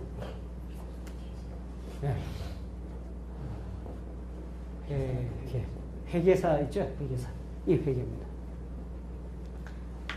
accountability. 이게 제일 중요해진 거예요. 그 그룹에 있어서. 이게 제가 이게 힌트만 드리는데, 모양이 어쨌든 관계없습니다. 스타일이 어쨌든 관계없는데, 이 내용을 확고하게 지켜야 돼요. 이게 뭐냐? 회계는요, 다른 방법이 없어요. 질책밖에 없습니다. 오픈해서 질책하는 거예요. 속장이 과감하게 했다니까? 지금처럼 뭐 봐주고 이런 게 없어요. 거기서 자기가 그때 시대, 내가 말씀드리자, 영국 사람 자기 오픈하는 게요, 너무너무 힘든 사람이에요. 어떻게 오픈하는 거예요? 우리 보영 형제 겪어봤잖아. 여기 영국에서 오신 분 몇 분 계신데, 영국 사람, 이게 오픈한다는 게 이게 보통 여간 힘든 게 아닌데 한국 사람은 그래도 합니다. 근데 마음을 오픈해서 자기 죄를 고백하고, 카운트라는 게 고백해야 카운트 될 거 아닙니까? 내가 계산하려면, 내 죄를 계산하려면 이 고백해야 될 거 아니에요. 고백이 나와야 되고, 그 다음 질책을 하고 권면을 하게 됩니다. 위로하게 돼요. 요 단계가 그대로 가는 거예요. 내가 오픈하게 하고, 여러 제기하고, 고백입니다. 고백. 컨페션이 있고, 그 다음에 그게 돼서 반드시 질책을 해요. 그냥 그렇게 살면 안 돼요. 이렇게 하면 문제가 된다. 이 속장이 한 일입니다. 속장이. 이 정도의 능력을 가졌답니다. 속장이. 질책을 해도. 질책에서 끝나면 그건 안 됩니다. 항상 권면과 위로가 뒤따랐다. 이것이 그대로 가는 겁니다. 근데 이런 형태를 어떻게 유지할 것인가. 근데 이것도 아무나 하면 안 돼요. 아까 뭐라고 그랬어요? 소사이어티 단계에서 이걸 적용할 수가 없다니까. 목사님 이거 안 됩니다 하는 거는 내가 판단을 못해서 그런 거예요. 어느 단계에서 이 사람한테 이게 필요한지. 이게 캐치가 돼야, 그 사람의 영적 상태가 캐치가 돼야. 우리는 영적 의사입니다. 그죠? 이제 말씀드렸죠. 메토디스트라는 의미가 영적인 의사예요. 못 들었지? 우리 대학에서. 의원이 그래, 의원이. 메토디스트라는 의원이 로마에서 영적 의사예요. 우리가 영적인 의사니까. 그러면 정확히 이 환자의 상태에 대한 정확한 진단을 우리가 해야 됩니다. 어떤 게 문제인지. 이게 없으니까 엉뚱한 적용을 하는 거예요. 처방전을 내려도 처음에 와서 이 사람한테는 위로와 권면, 아까 얘기했던 따뜻함과 서로 돌보는 요 단계에서 해야 될 일을 이걸 들이미니까 이게 통하냔 말이에요. 너 죄인이야, 너는 죽일 놈이야, 이렇게 나오면 되겠어요? 겁나서 더 달아나 그러지? 근데 존 웨슬리는 소사이어티에서 형성된 사람 중에서 이 갈망이 느껴지는 사람들 셀렉션을 했어. 그게 바로 클래스입니다. 그 집중적으로 이걸 하니까 칭의의 단계로 넘어가 거듭남의 경험이 일어나는 거예요. 그 그룹들이. 거기에서 또 정말 존 웨슬리 대단한 거는 이 속장의 역할입니다. 속장의 시원찮은 갈아치워라. 어서 오세요. 속장이 시원찮으면 갈아치워라. 뭐 타협 볼 게 없다는 게 존 웨슬리의 기본 생각이에요. 우리는 아유 이거 이 사람 요거 쫓아내면 이거 끝난다 이렇게 목회 이게 그나마 없는 가정 그럴 수 있어요. 그러면 가정을 더 넓히는 그런 처음에 엔트런스 포인트를 다 연구를 하셔야 돼요. 어떻게 존 웨슬리가 택했던 옥외 집회 방식처럼 사람들을 이렇게 초대할 수 있는 여러 방안들을 하고, 그러니까 이 시각이 넓어져야 됩니다. 교구를 우리 동네만 보시지 마시고, 내가 비록 교회가 작다 하더라도 내 아이디어를 갖고 목회적 이 비전이 이게 설정이 되면 한번 물어봅시다. 칼국수집 맛있는 데 있으면 찾아갑니까? 안 찾아갑니까? 운전해서 찾아가잖아요. 목사님, 나 여기 구석에 이렇게 있으니까, 이게 목회가 이렇게 있으니까 어서 오세요. 여기 먼 데서 오셨네? 늦게 오시면 노래 한 번씩 해야 되는데. 생각해 봅시다. 내가 교회가 여기 이렇게 있으니까 요 지역에서 내가 한다. 요런 생각부터 버리셔야 돼요. 맞죠? 요거부터 버리셔야 된다. 이게 The world is my parish라는 생각 항상 가지셔야 된다. 존 웨슬리 교회관이 그랬어요. 국한되지 않았다는 거예요. 그러니까 이거를 완전 오픈을 해서 들여다보는 거예요. 그래서 초대할 수 있는 여러 가지 방안들을 생각을 했고, 그 다음 단계, 소사이어티 단계에서 사람들이 좀 더 양육이 되기 시작했고, 여기서 정말로 회개의 열망이 느껴지는 사람, accountability, 아까 말씀드린 번역한 직고라고 번역을 했는데, 직접 고한다? 그것도 옳은 번역일 수도 있어요. 그것도 있지만 책임성이라고 말씀하시더라고. 유성준 박사는 책임성이라는 표현을 쓰는데, 그렇죠. 자기에게 책임을 지는 거니까 그것도 일리가 있어요. 그러니까 제가 보기에는 이걸 회개한다. 회개. 이런 표현을 쓴 게 더 정확하게 청산한다. 청산할 수 있는 분위기를 만들어줘요. 여기서 회개에서 칭의로 넘어가서 거듭남으로 이르는 단계, 이게 서비스가 교회에서 제공이 되지 않고서는 요 다음 단계를 꿈도 꾸지 말라는 거예요. 이런 심리가 없잖아요. 이게 가는 건데, 이게 앞으로 가는 건데. 텔로서, 목적을, 완전이란 목적을 향해 가는 것이 디비니티라고 그랬어요. 디비니티의 전체 폭이 여기에서 한 단계가 아니고 이 전체를 포함하는 거라고 그랬어요. 이 흐름에서 이렇게 쭉 가는데 하나님의 은총이 쭉 흐른다고 그랬어요. 그 은총을 받아들이는 순간순간의 모든 것들이 이 공동체, 첫 번째, 이 은총의 수단의 첫 번째, 이 첫 번째 모든 구조 속에서 이루어지는데, 첫 번째 엔트런스 포인트는 옥외 집회였고, 거기 들어오는 사람이 셀렉션 돼서 소사이티를 넘어갔고, 소사이티 중에서 사람들 들여다보니까 영적인 욕구가 이 사람들 칭의로 넘어갈 단계구나 파악이 돼서 이 사람들 푸시하는 겁니다. 밀어붙이는 거예요. 그래서 클래스 미팅에서 거듭남이 처음에 일어나고, 이 사람들이 일꾼이 되는 거예요. 엄청나게 일꾼이 돼요. 처음에는요, 소사이어티 단계에서부터 말씀이 많았어요. 어떤 사람은 되니 안 되니 별 사람 다 들어올 거 아니에요. 그런데 존 웨슬리는 대단한 사람이에요. 확고합니다.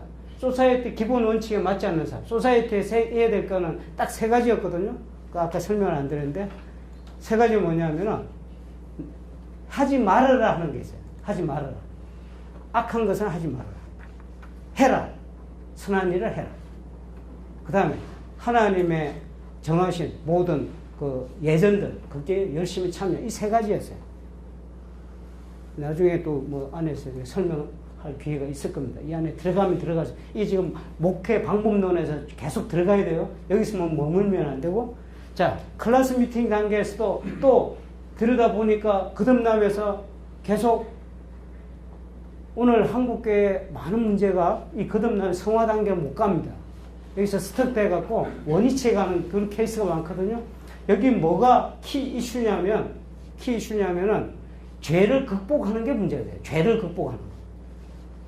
거듭남에서 성화 단계의 가장 큰 이슈는, 내가 거듭나면 과거의 죄는 사함을 받고 미래의 죄에 대해서 내가 이길 수 있는 힘을 획득을 하지만, 그러나 가는 여정에 아이들이 넘어지기도 하고 깨지기도 하잖아요. 여기서는 아직 아이니까, 아이의 믿음이라고 그랬어요. 어제부터 쭉 이 강의를 해왔기 때문에 오늘 오신 분은 그냥 저런 이야기 했나 보다 이렇게 넘어가시면 돼요. 그래서 아이의 믿음 단계에서 성숙해서 청년의 믿음, 장년의 믿음으로 이렇게 넘어가는 단계에서 걸리는 가장 큰 넘어지도 깨지는데, 넘어진 애를 못 일으키면 교회는 다시 망가지는 거예요. 그 교인들을 원위치시키는 그런 결과니까. 이걸 위해서 영적 의사들인 우리 목회자들은 명확한 이해가 있어야 된다고 했죠. 전 과정에. 이게 정말로 필요합니다. 영적인 해부도입니다. 해부도. 이게 마음에 언제나 그려져서, 야, 이 사람 여기 와 있구나. 그러면 여기에 대한 도움을 뭘 줘야 되겠다? 여기서는 죄를 극복하는 능력을 부여해줘야 되거든요. 그 성화의 은총에 하나님이 여기서 대비하는 성화의 은총이 이렇게 흐른다고 그랬죠? 똑같이? 성화의 은총을 어떻게 받아들이느냐 하는 게 제일 중요하다고 그랬어요. 그게 응답하는 그 단계에서 중요한 것은 죄를 극복하는 건데, 죄를 극복할 수 있도록 도와줄 수 있는 시스템. 그게 뭐였냐면 반드였어요. 반드 뭐 목회 이거 이렇게 가시면 안 돼. 반드 목회를 무슨 소그룹해서 교회를 뭐 이게 부흥식 이런 게 아니었다는 거예요.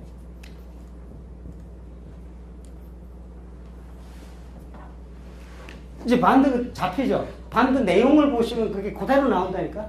제가 말씀드린 이 내용 그대로. 반드에 모여서 뭘 했는가. 주로 죄를 어떻게 극복할 것인가. 유혹에서 어떻게 내가 이어나갈 것인가.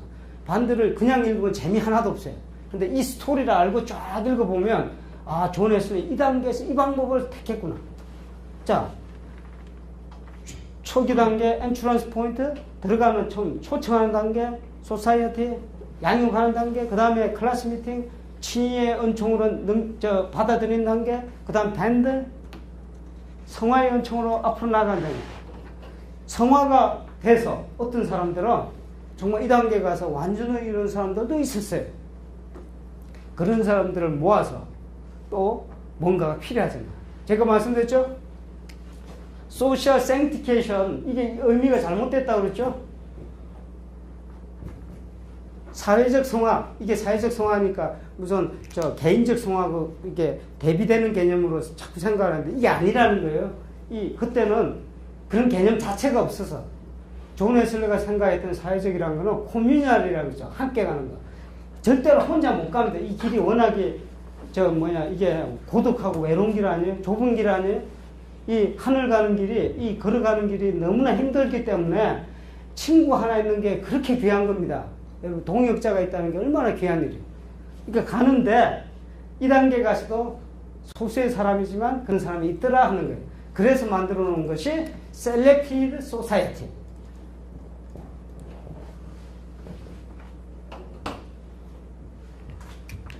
이게 은총의 수단으로서 교회의 포메이션이에요. 존 웨슬리가 보는 소그룹을 만들어서 교회를 확장시키려고 한 것이 아니고 이 전체 하나님의 은총에 어떻게 우리가 수용할 수 있느냐 하는 것을 대비한 것이 이 존 웨슬리의 공동체입니다. 인도회 하나만 잠깐 말씀을 드리고 이제 그 다음 단계로 넘어가겠습니다.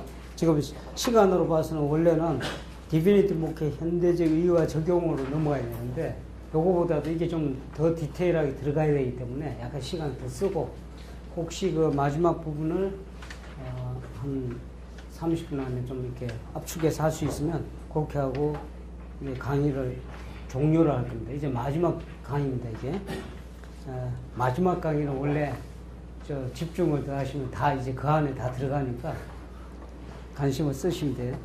자, 하나 봅시다. 여기 셀렉티드 선발 신도회라고 번역을 해보기도 하는데 때때는 셀렉티드 소사이어티스라고도 했고 셀렉티드 반드라고도 했어요.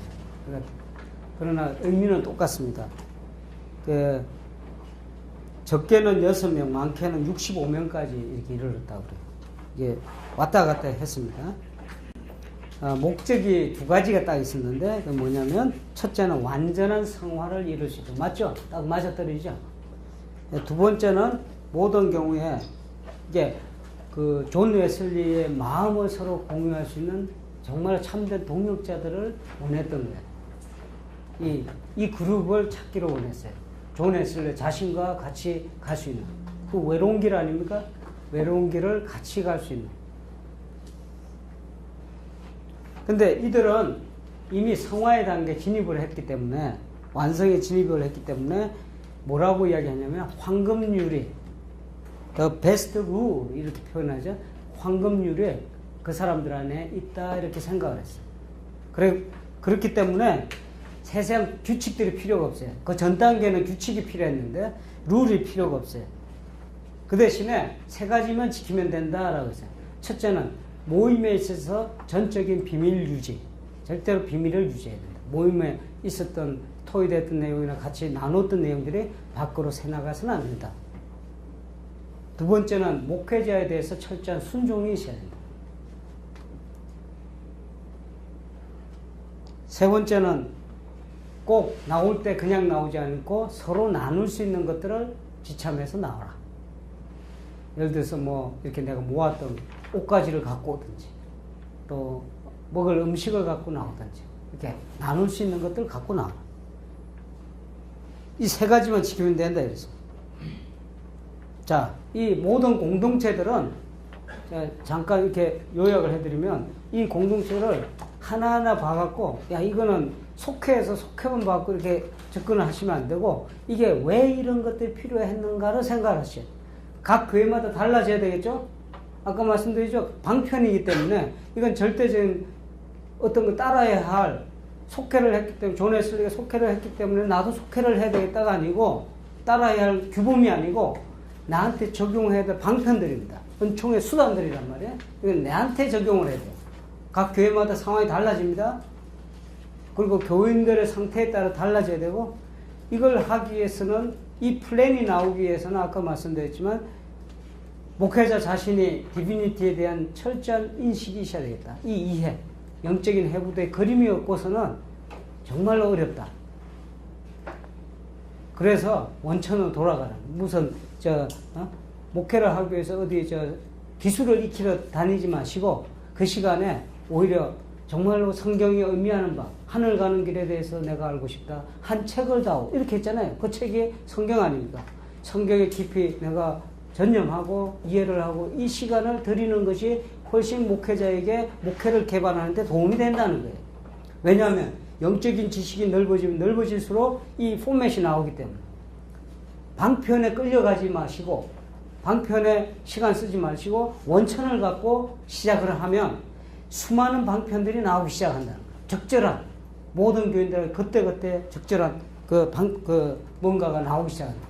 이 모든 공동체들은 그냥 따로따로 가는 거 하나의 뚜렷한 목표를 가지고 있어요. one focus. 두 번째, 이 포커스를 이루기 위해서 플렉시블 했단 말이에요. 이제 유연했다는 거예요. 유연했다. 하나 했으니까 이거는 우리한테 반드시 지켜야 되고 대대손손 이것을 지켜야 되는 이게 아닙니다. 존 웨슬리의 전통, 존 웨슬리의 목회를 배운다고 했을 때 그분이 했던 그 목회 그대로 흉내내라는 뜻이 아니고 이 전체 흐름에서 내 목회 현장에 존 웨슬리가 가지던 기본을 내가 이해를 하고 내 목회 현장에 플렉서블하게 유연하게 이거를 적용시키는 그런 것이 진짜 웨슬리안입니다.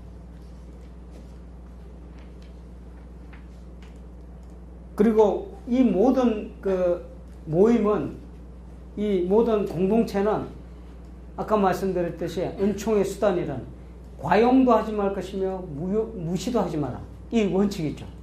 과용으로 가게 되면 율법주의로 빠질 것이고 무시를 하게 되면은 반율법주의, 폐기주의로 가지기 때문에 이게 이단적으로 흘러갈 위험성이 항상 내재되어 있어요.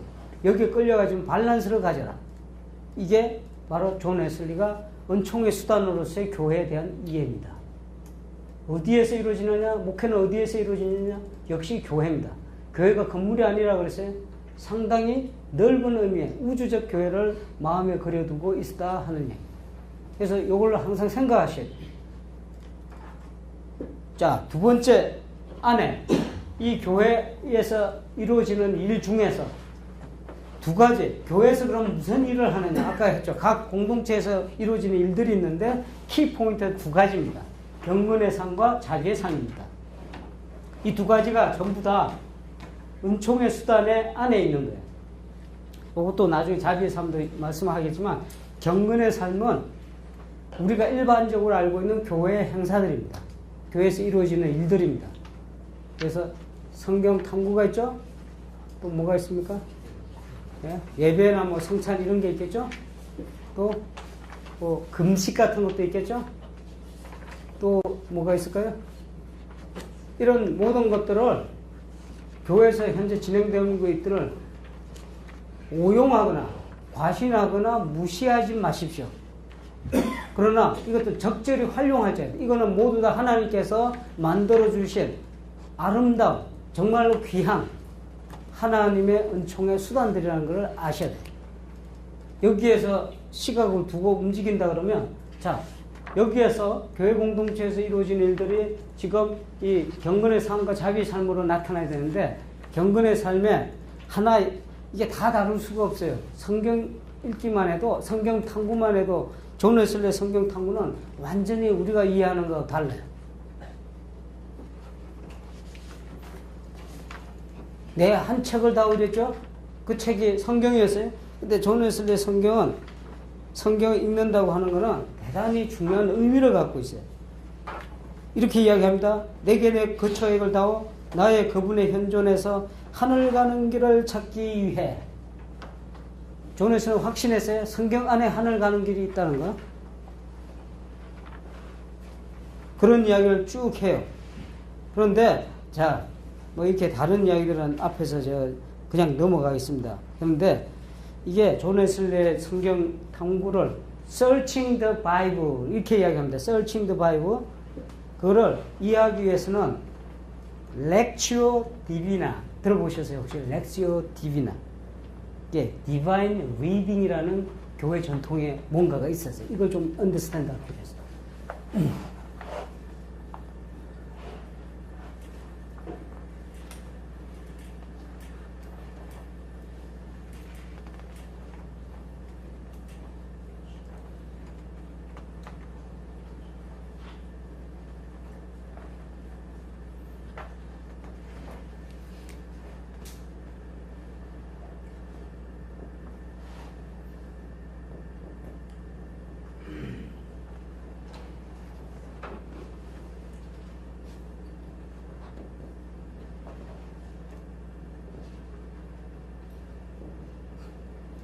디바인 리딩 이게 성경 읽기에 아주 오래된 수도원적 전통이에요. 이거는 네 가지로 이루어져 있습니다. 하나는 렉치오 리딩입니다. 렉치오 리딩. 두 번째가 메디타치오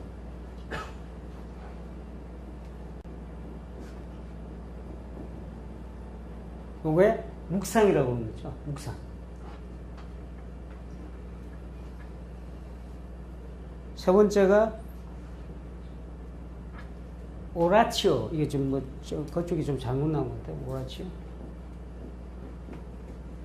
이게 기도입니다.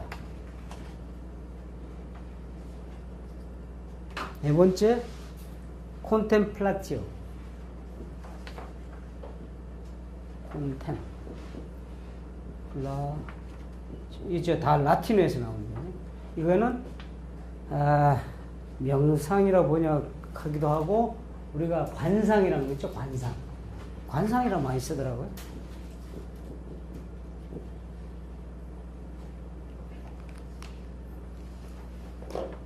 이게 원래 존 웨슬리 이전에 전통적으로 수도원 혹은 주로 수도원에서 이루어졌던 성경 읽기 방법이에요.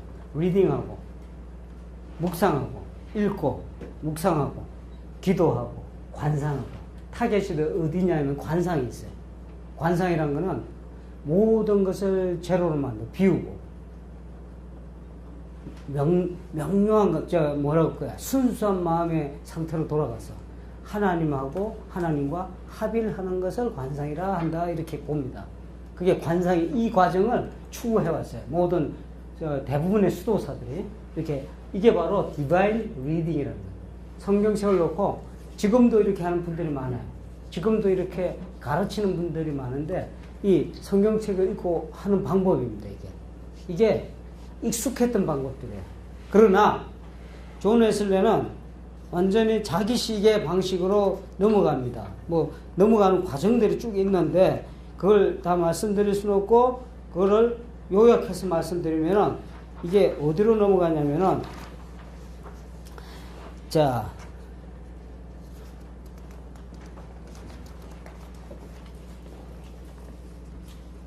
리딩은 똑같습니다. 읽기는 똑같습니다. 그리고 여기서 묵상 대신에 듣는 거, 히어링을 집어넣어요.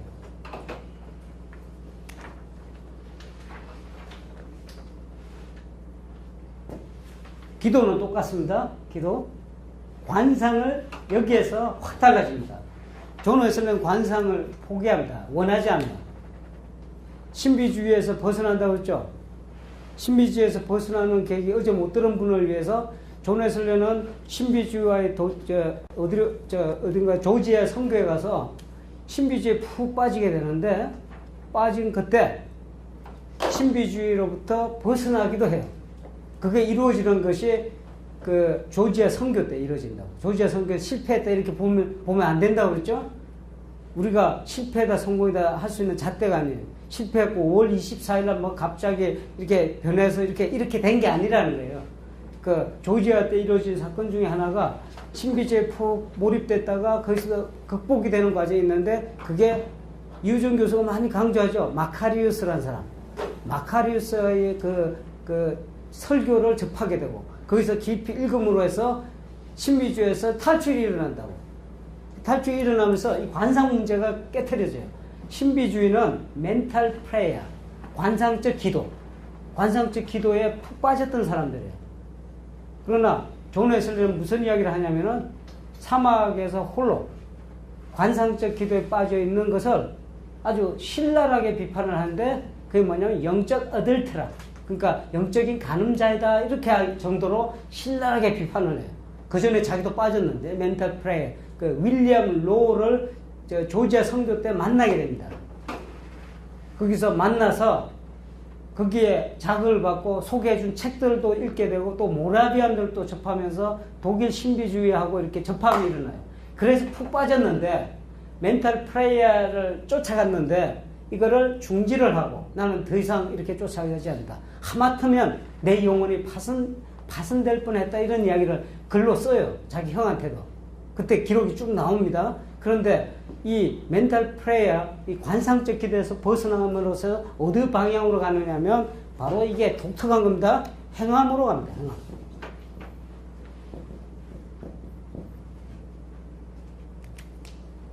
성경을 읽고 듣고, 이 듣기도 단순한 듣기가 아니에요. 이게 참 하나하나 이게 많은 얘기인데, 예, 그 묵상이라는 단어하고도 많이 다릅니다. 그게 뭐 곱씹는다는 표현도 쓰고 뭐 내어 맡긴다 이런 표현도 쓰는데 이제 여기에서 다 안 다룰게요. 나중에 이게 책이 나가면 이제 자세히 제가 설명을 했습니다. 한번 보시고 나중에 그걸 하시면 돼요. 그런데 이 묵상, 듣기도 혼자 절대로 듣는 게 아니에요. 공동적 묵상입니다. 공동적 듣기. 커뮤널 히어링입니다. 그래서 말씀 듣는 것이 중요해지는 거예요. 성경을 해석하고 같이 이렇게 함께 하는 것이 중요해지는 거예요. 이웃과 함께 더불어 사는 것. 그런데 이 기도가 핵심입니다. 성경 읽기에. 그냥 이야기한 것이 아니라 이 기도에 대해서 여기 좀 아까 있죠. 그 경건의 삶 안에 기도가 따로 배치되어 있거든요. 이 기도가 왜 중요하냐? 자, 바로 기도로 넘어갑시다. 이 지금 행함 이거는 이게 참 이 자비의 삶하고 또 연결이 돼요. 그래서 넘어갑니다.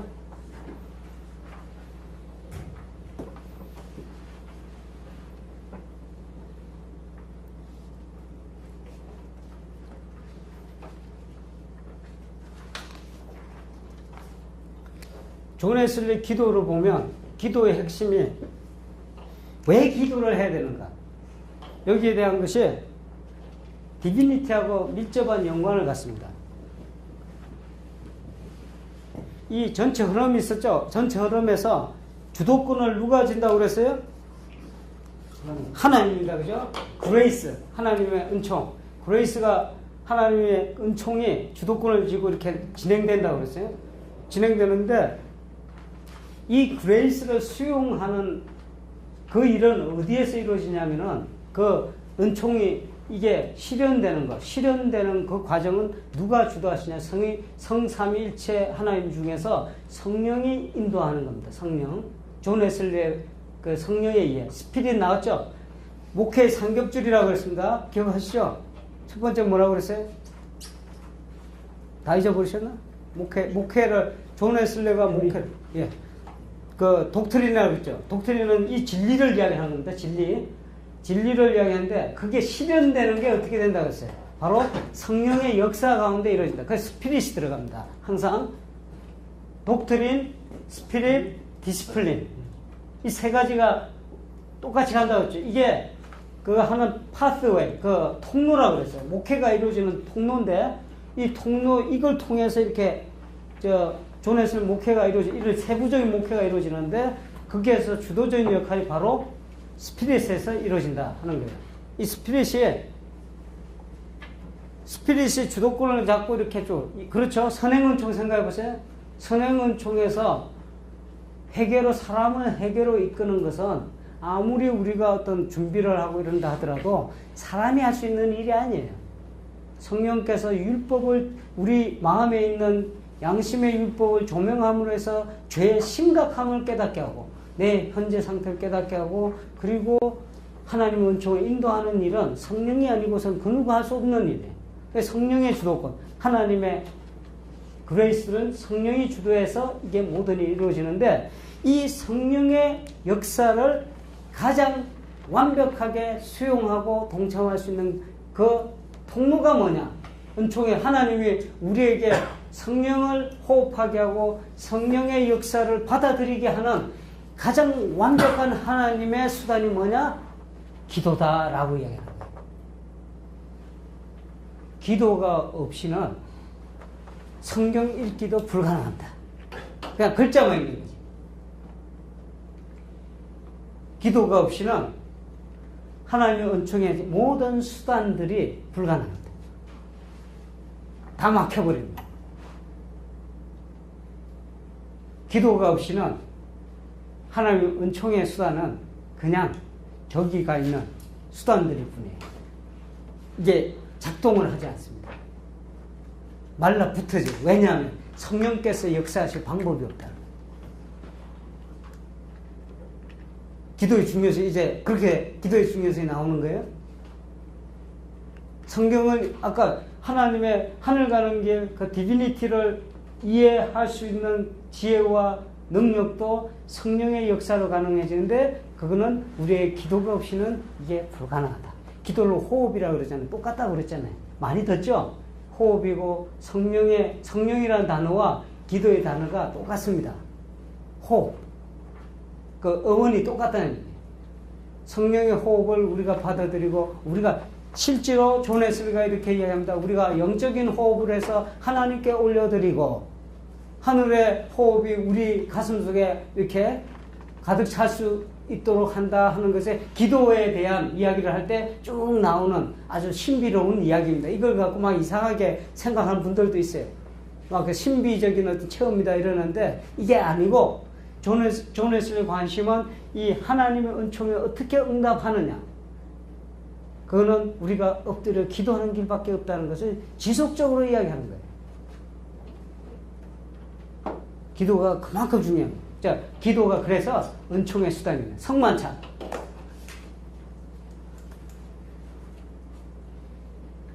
성만찬으로 참 이야기가 할 게 많은데 존 웨슬리는 성만찬의 사람이에요. 그죠?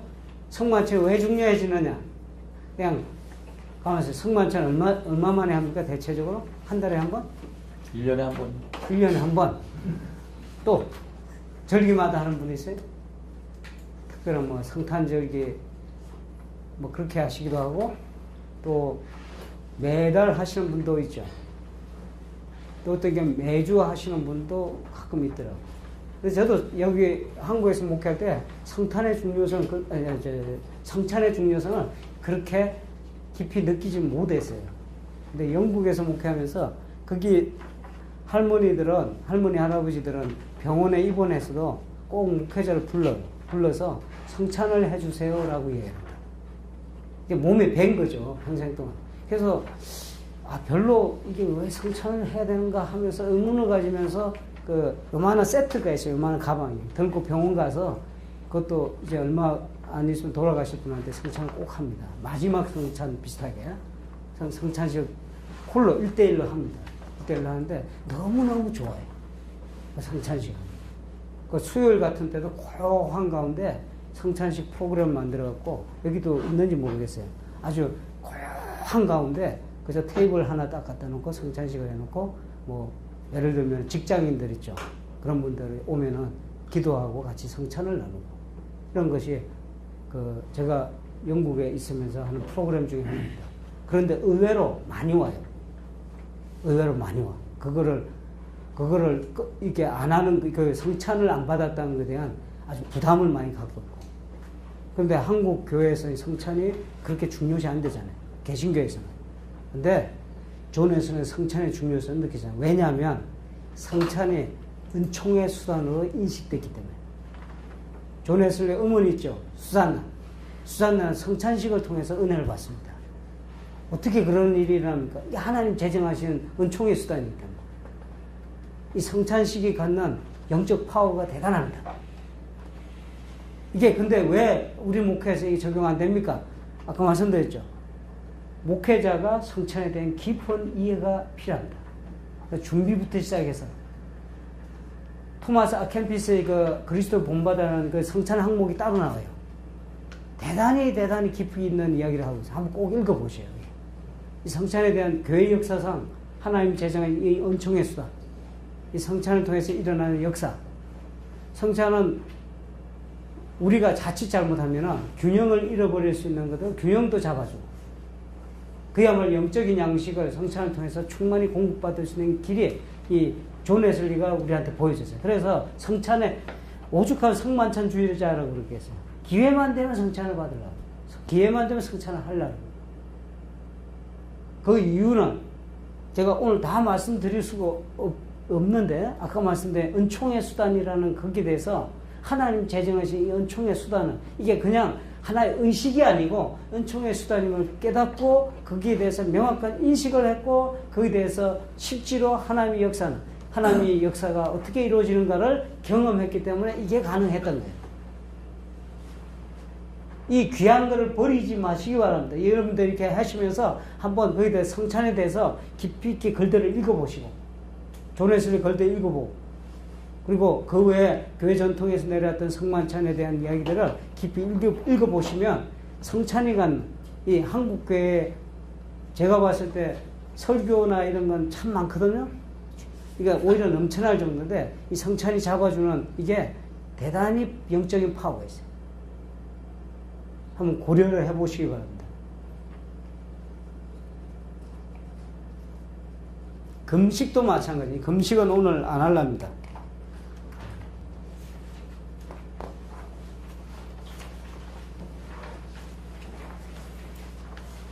그 다음에, 자.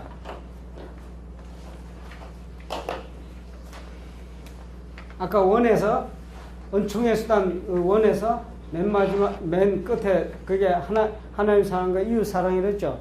완전입니다, 완전. 그 바깥 둘러싸고 있는 것이 성령의 열매다. 그리스도의 마음이라고도 했어요. 그 다음 단계에 있는 것이 자비의 삶입니다.